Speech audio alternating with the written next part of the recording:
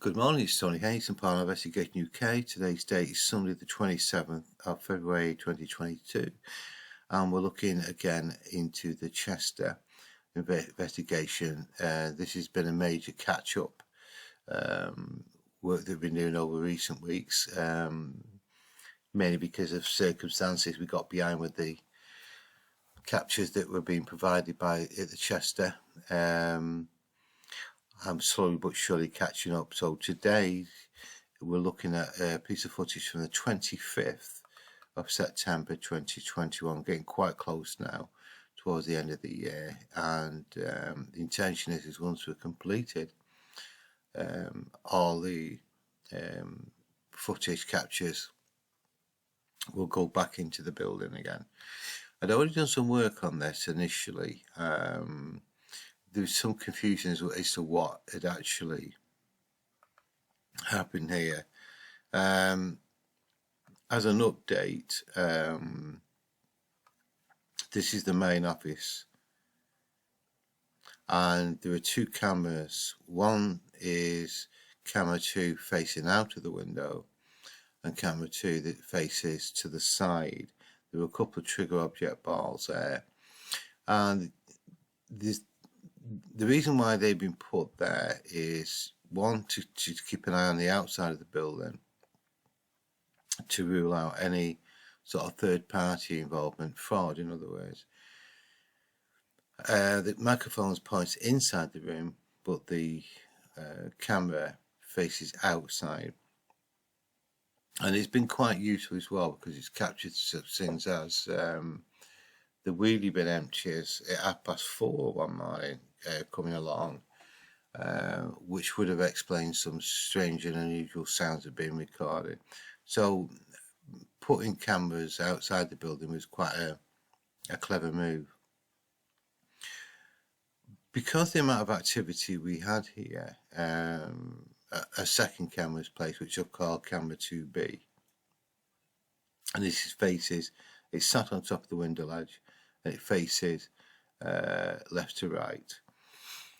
And it's just to capture any movement that's around these trigger object balls. But sure enough, it seems to be, the minute you realise you've got something like a bit of a hot spot occurring, and stick some cameras on it, the phenomena begins to flatline. Which is exactly what's happened, because in principle 3 cameras are covering this area.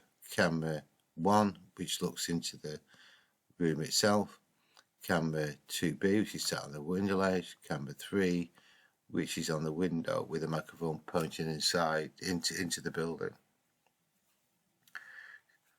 So we shouldn't really miss anything. So the movement of objects and the light anomalies from around this area are flatlined. And I suppose if there is such a thing as an anti-ghost device, just stick a camera on where you've got problems and the likelihood it'll stop. Because it seems to be, if there is in fact something, if we are dealing with some sort of paranormal activity in this building, nobody knows the answer, and you need theories, because without a theory you discover nothing. So anyway, that's I've gone on enough about that. So that's the 2 cameras, and what's actually happened, something like 11:30 at the night, both of these cameras have alarmed, and they're alarmed because of a really loud noise. So let's look at the original footage. This is camera 1 facing out the window, I think. No, that's camera 1. Camera 2, I should say. This is the one that faces outside the building, and that's the sound we're talking about.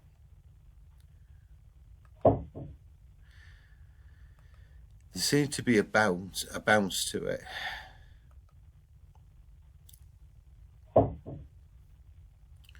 Okay, and likewise with camera 2B, the one that's on the window ledge. So obviously, the 25th of the 9th would be, oops,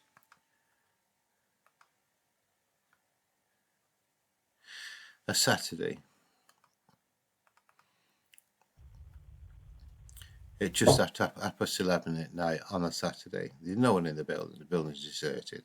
No, the camera picks anything up. So we know there's no human activity there.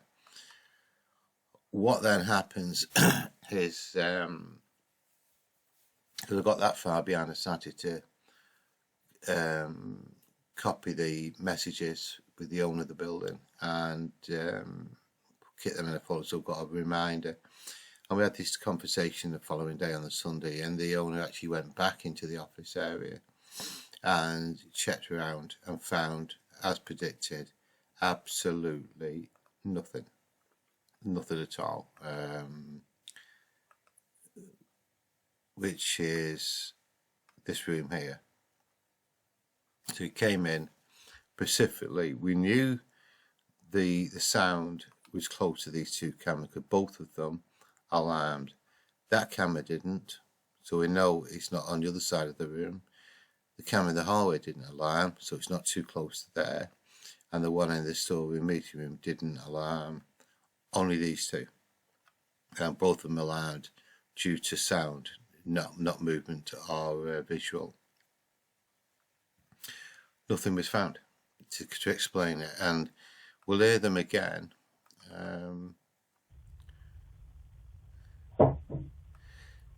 It sounds like something's bouncing. Same with the other one. There's a slight difference in sound, obviously, because I think the two cameras are a couple of feet away. Because I've done some work, the camera 2, this is the camera that's facing out of the building, which is there. And that's camera 2B. It's facing along the window ledge. There's a slight differences in frequencies, so they are performing differently, but the basics are the same. It's the same sound, relatively high, but we don't know what it is. That's the thing.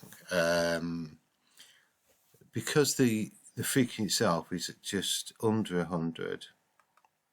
Oops. To just after 1000, say 1100 hertz. That isn't a real big, 1000 hertz isn't a massive frequency span. So it's got to be close up, and it's not vibrating sufficiently enough to reflect sound off walls and things. But we don't know what it is. So because I've already actually worded that, there's no point in me going and doing it all again. I will write that up on the log, and then we'll turn my attention to movie 399, almost 400. So I'll probably get through 400 today, reviews on this building. So hope you found that useful. Any comments, please make them at the comments box, and I'll speak to you soon. Bye.